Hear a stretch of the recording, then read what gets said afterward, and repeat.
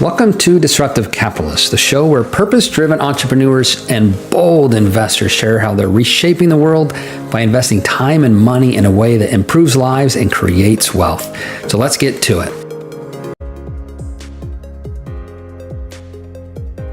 Hello, everyone. Thank you again for joining us for another great episode of the Disruptive Capitalist podcast. Today, my guest is Sophia Forsyth from the CEO and founder of O'Malley Group, where she helps people and businesses streamline operations, uncover valuable insights, and use AI to buy back their time. Her mission is simple: turn complexity into simplicity and empower businesses to focus on what truly matters. Sophia, thank you so much for joining the show. Thank you for having me. Pleasure. Now, we met through Dan Martell. Yes. Who is a rock star in his own right. That's right. But you're a rock star too. Thank you. Tell us a little bit about what you're doing right now and your background. Absolutely. So nowadays, I love to helping construction adjacent companies. We're talking about field service contractors. We're talking about construction specialty contractors as well, and property management companies to automate their processes, because I see that day in day there's a lot of admin work that every position in that role entails. And what I do is I help to bring my knowledge in AI and tech to help them to shorten that, to alleviate that pain of admin work, alleviate of pain of not being able to measure the results properly, so they can all streamline their processes, make more money, and enjoy the work that they do. That's great. Can you describe specifically? So if somebody heard that, okay, what tasks? Yes, absolutely. So for example, if we're talking about for HVAC company, what we helped on board is our voice AI agent that picks up every call that comes through the office and making sure that if somebody is on the line answering to another call, the call that's coming is being picked up. There's avoidance of this phone tagging. The stats are incredible. What I've noticed, over 65% of calls get missed. And in that bucket, you have voicemails, you have also missed calls, you have also busy line if somebody is trying to answer or help someone else, or somebody took a break, for example. And then another caveat is that these calls are not being audited, or even the callers that turn into the customers, they're not being streamlined into the CRM system that they might have, like customer relational management system that they might have. So there's a lot of manual process that kind of bottles up. And then what happens is that a lot of companies, they say, well, I want leads, I want make more revenue. But then when we look at their business operation process, well, you have already customers are coming and trying to make business with you. And what we see is if they can't reach you, if you don't get back to them, then they just go and call the next person. Yeah. So It's incredible. Over 65% on consistent basis get missed. And then even then, all right, well, let's say 35% calls get answered, but then there's a lot of follow-up. We humanly cannot follow up with everybody. Sometimes we have only, let's say, 8 hours a day, but AI has 24 hours a day. And here's another thing. So there is a very interesting post I've read somewhere. It's rich people, have 2,400 hours a day because now they have capital to hire 10 people, right? Versus a regular person has 24 hours a day, but then, we build in all the other duties and responsibilities we have. But with the age of AI, now that is available for everybody. The only thing that you need is curiosity. What is out there? What kind of tools out there to help me to bridge that gap and make sure that I have this well-oiled machine? Because we know one thing, right? Customer acquisition is expensive. But if customers are coming to you already, they are become your kind of, that's a gold mine for you, that now you can offer you services. They can talk to you about your service to someone else. There's another interesting book that I've read. It was actually The Best Salesperson, I believe, How to Sell to Anybody. I don't know if you've read that. Yep. By George Girard. Mm-hmm. And he has this concept. It's called Girard Law 250. So what that means is that every person on average meets 250 people in their lifetime. So every time you say no to somebody, that person talks to 250 people about you. So that concept, when I read that, I was like, wow, like, how do you make sure that you provide a great quality service, but at the same time, you try to retain these people as well, because they're going to talk about you to their friends, to their family members. And that's just it's a lifetime value right there. And this is one of the voice agents that we offer to bridge that gap. So is that expensive for an HVAC company to hire? Because I mean, if you're going to go hire a new marketing agency so you can get more inbound leads, you're going to spend, I don't know, $5K a month or $10K a month. Yes. Depending on how small you are. Thinking of a small business. So just giving you some of the ballpark, a lot of companies, and they spend it on perpetually, right? Like every month, 5. And then let's say, even if you get somebody like part-time right now to work for you to pick up the calls, like an office manager, it would be somewhere $25,000 or $30,000, for example. Mm-hmm. So the cost that I'm looking at, it's like less than half of that to implement a system like that. And you don't have to come up with new marketing schemes. You don't have to, really, you don't even have to increase your operation or none of that stuff. Like your cost of marketing, the time it takes, all that stuff. You don't need to talk about that at all until you've already maximized the system you already have. That's right. So because what I see is a lot of times people say, I want more leads. But me being with my analytical mind, because our agents come with performance dashboard. So I'm marrying business intelligence with AI, basically, with artificial intelligence together. So they can see, all right, well, how many calls is this agent answering? How many calls it followed up on? What's the conversion on that incoming calls versus 6 months prior to that? What's my revenue like? Because I can connect the system. So the agent can basically connect to their customer relation management software, can also connect to their financial software. So it can trace it out, that the lead to customer journey. So they can see the effectiveness of that agent. And here's the top part. If you want to hire somebody that, office manager that actually would also need to know how to put the analytical dashboard, will also need to make sure they do it on a consistent basis on every day. And they capture that in spreadsheet. How many errors that's going to cause and how much of a training that's going to involve. And also if that person leaves, right? Or you scale now, you'll have to either retrain that person, or you have to hire somebody else that has that knowledge gap, basically, and making sure that you have that consistency coming. When we build our agent, we build them once and it's lifetime value. And it basically now it's just pull the data right away. And every day you can have that data refreshed like multiple times. So you can see like the effectiveness of that agent multiple times a day if you want to. You can even have it on a big billboard. Like if you were running HVAC company, you can have it on huge screens for everybody to see. All right, agents picking up this many calls, like this is our revenue. This is how many jobs that we have created basically because of that. So it's just so much value there. And this is what I want to look at for a lot of people. Like I know AI is so new and people maybe sometimes say, oh, it's another like marketing gimmick, right? But what I'm almost sell to people is I'm just building a system. I'm just giving you technology that bridges those siloed systems and fills the gaps that you have. And automates these now that you don't have to follow up with person. Is this done?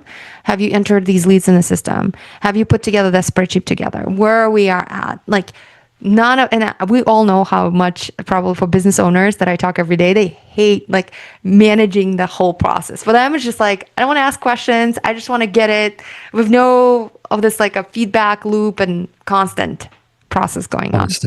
Constant process. Yes. I can't tell you, businesses have to be losing so much opportunity that they could capture if they could only keep up with the follow-up. Yes, but the follow-up and the current calls that coming in through, just if you capture the coming calls, like on the stats, as I see, 65%, like how much revenue it is that you can bring in additionally. Let's say what the conversions again, like conversions is incredible. So I audit these phone calls whenever we do this for our clients. And when I read, almost like in my first one, I read everything. I just want to be more thorough. And I also see how long it's like, oh, I called you 2 days ago. I didn't hear back. And I was like, oh, I tried to call you back and I didn't hear back. It's like there's so much phone tagging going on and everybody's wasting their time, basically. And all they just want a quote, or they want just a quick like information grab that all could have done by AI and quickly schedule that meeting as well on the calendar. So do you have that set up for email yet? Yes. So the agent can talk to the CRM, basically customer relation management, like either if they use Go High Levels or if they use Jobber or if they use Copper, like any of the CRM that's let's say that they use, most CRMs now, HubSpots and Salesforce, for example, and route to your emails, route to your QuickBooks even, like pick up these people from QuickBooks and any other software that you might use, like Yardi, for example, if you're using property management to Yardi, they have the backend access. So you can pull the information and now you kind of have all of that tracking. Now, when I hear AI voices on the other line, it sounds like an AI voice. How has AI voice changed? Yes. So the models are getting improved. And here's the thing. We're not competing with Sam Altman's and Google's and stuff. We're using their models. We're using the models that they created, the perfect, like this is what they do. They make sure these models are comprehensive. They make sure these models can sound more human, can pick up the nuances, can make sure they spell out the names correctly. But here's the thing I also want to, I kind of want to dial back a little bit, like a perspective. Whenever we call somebody right now, most of the times there's no human that's picking up the calls. Let's be honest. Most of the times, oh, thanks so much for calling us. Press 1 for this, press 2 for this, press 3 for this. And you're already sitting 25 minutes on the call trying to get to somebody. Right. And sometimes you're just leaving voicemail. So the reality is you don't even get to talk to human nowadays. So I want to like kind of sink that in like a lot of times, because a lot of times people think, well, this is like really sounds, robotic, or doesn't sound like AI. And I also advise my clients, let's be transparent. Let's say it's AI. Like anywhere you call right now, there's an automation system. It says I'm on recorded call. These calls being recorded, for example, for our training purposes, for example. And it's just literally like a robotic thing that's going in there, and you wait like sometimes 30 seconds to 1 minute to talking to a person. So the model's going to get better, and we will evolve with that as well. So we're not going to be stopping. We'll just be swapping the models. Awesome. So we talked a lot about voice AI. Yes. Tell me what else you're doing. Oh, I'm doing also knowledge base. So that's a huge one as well that we see. Knowledge base. There's so much. So on stats, it said that average person takes about 37% of time on a sales call to find the information relevant for that specific client or prospect that they're talking to. What I mean by that, so let's say the salesperson gets on a call and they're trying to close somebody, but the information about that type of a profile or client is everywhere, somewhere like on a Google Drives and SharePoints and somewhere in the systems, basically, and they have to really spend the time to dig through the information. Or when we're looking at the construction specific, we're talking about building codes, ordinances. Like how much time does it take for them to put together a project and then find that building code that's appropriate and making sure that what they put together is actually compliant with that, and OSHA compliance that we're talking about. So we have our AI agent we name them the Farman one. The Farman is ordinances, building codes, is also OSHA safety compliance agent, and just got everything in. And here's the thing, you might ask me, well, what's the difference between that and basically ChatGPT? First of all, ChatGPT is pretty, it's available for everybody, but it's very generic. You have to manually attach these files that you find, basically. So you have to spend time finding them. Then you have to manually attach them. And if you expose large, like some of the ordinances or the building codes could be like 20, 50, 100 pages long. And then you go ask it to find information, because it has not been designed or set up, or the model has not been fine-tuned to recognize all the, so there's not just text, right? There's graphs, there's tables, there's handwriting sometimes. it cannot be helpful. But for somebody that is there, what they do every single day, and they depend on these codes, our agent can tell them the page, basically, that the code is that they're referencing is on, and also give them ability to retrieve that entire file. So they can go straight to that page, what they're asking for, what is the zoning for this? What is the building code for this? Give me the page, and boom. And then they can even like extract the entire file. So now when they're putting something together, they're not just like spending hours and days sometimes going to that county trying to figure out, oh, is this permit is going to get approved or not? They have that information. That's fantastic. Yes. Fantastic. Avoids the rework as well, because we all know that rework, delay in the projects, money, it all costs money and time because there's so many people that are involved in that. So that's one of the knowledge base that we're doing right now. Another one that we are building is, so we have Yardi. So my knowledge, I kind of started looking where my knowledge stacks up, and it's in Yardi property management system. So that's my sweet spot, my whole history, how I actually got into tech. So if somebody right now, for example, right now with AI, it's so, I'd say it's the barrier to change your career or to learn a new skill is so low with AI, where if I take you 10 years back when I was an accountant and working for a senior care facility company that was using Yardi as a property management company, and I was at just front end, like I was an accountant basically. I would just pull the balance sheets and just financial statements to show how well is basically the senior care facility that we're running is doing. I thought, oh my gosh, like there must be a better way. Like I'm doing this, I'm a janitor of books every week and every month. There must be a better way. Everything's coming from Yardi. Why can I have my report come the way I want it, basically? So I started tinkering with Visual Basics, the macros at that time. And I thought, oh my God, this is like magic. You press F5 button and just goes, and I would spend my evenings and nights. I really got like curious about that process. So then I begged my way into IT, and I'm so grateful for CFO at that time that took the chance on me, moved me to another department, gave me the opportunity, because I started hanging out with IT and I saw what they do. I'm like millions of rows that's coming, and all of a sudden it's processing like in seconds and then giving you all the visuals. So I started learning everything kind of on Yardi backend. I started learning, okay, well, how does the system work? What's the backend setup looks like? How can I get these reports basically that gets bugged down? How can I put together those reports so they come out automatically like this? Like when I say automatically, meaning you build it once and evergreen, and you build this analytics once, and then it pulls the data basically each time, and it refreshes that visual. And then after that, as I started getting more into Yardi, COVID hit, I got laid off. So I started looking for extra income and started looking at Upwork actually. And I remember my first job was Yardi for small commercial. It was a retail, like a small mall that used Yardi, and I just helped them to set it up. And I was so terrified at that time, Sam, I'll be honest, because like when you work as a corporate, you have the team, you have managers, you have some type of support system that you can back to. And if you screwed up, you're like, all right, like, you have someone here, people paying you money, and they're looking at you as expert, and like and I was like, I don't know if I can do this. You can fire me in one day if I can't do this. But then it worked out pretty well. So I blazed through it, and I loved it. I love the whole portion. I love the part that I get to talk to business owners straight, because in a traditional way, for you to get a job, you have to go through weeks of interviews, and then there is like all these like questions. Here's like, oh, can you do the job? Here's a trial, go put it together, and if you succeed, great, you got it.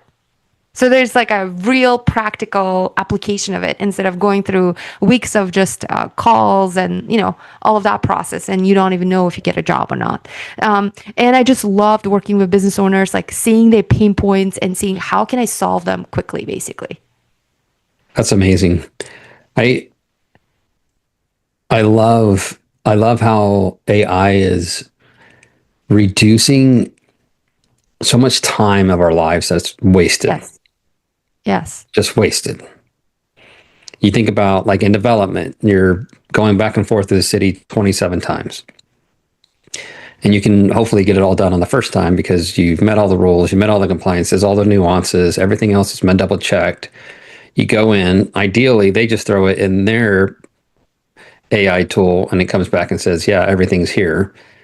And then they could say, okay, project approved and move on. Now, that's perfect world. Politics are still, well, not in my backyard, or we don't like developers. We love having our old buildings, or whatever it is they have.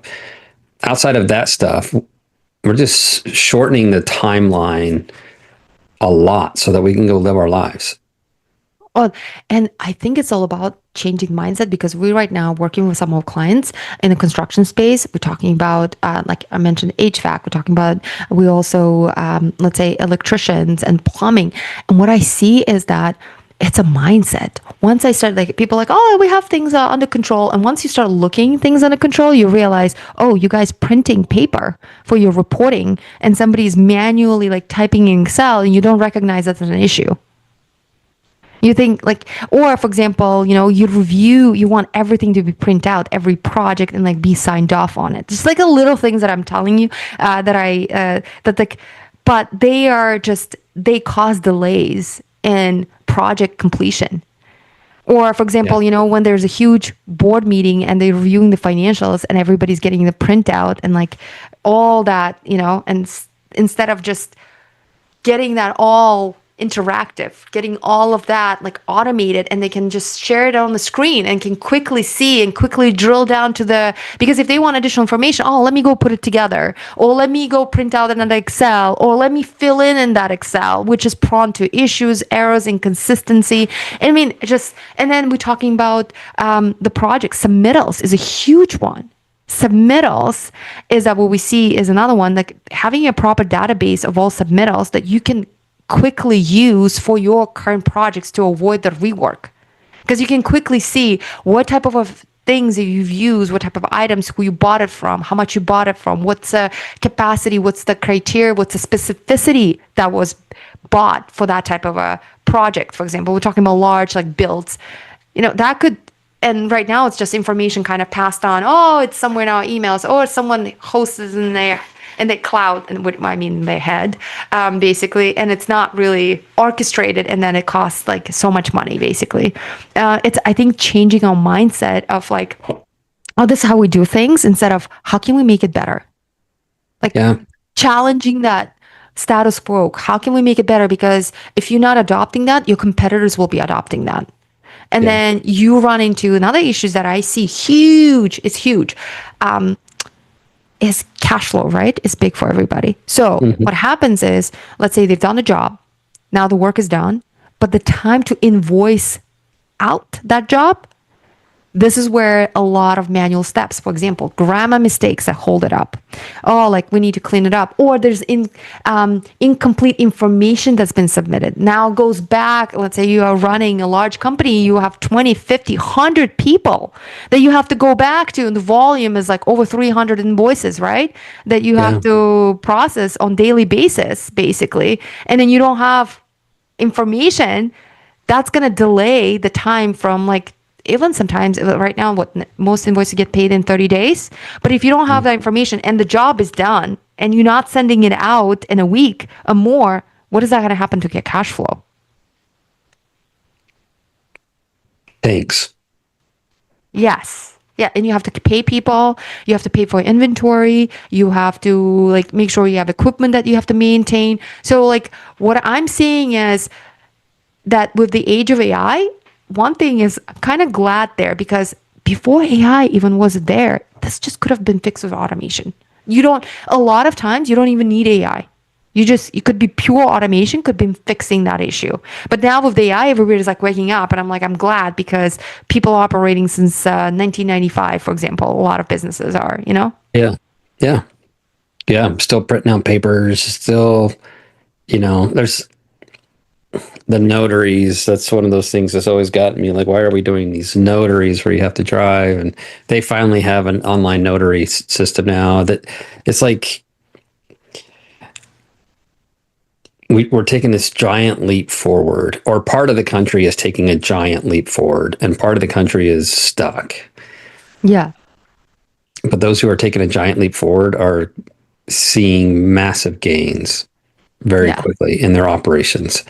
And it makes our lives a lot easier. I use AI every single day. Even when we're looking at properties, we'll throw the rent rolls that a owner sent us and say, look at these 3 months and check for inconsistencies.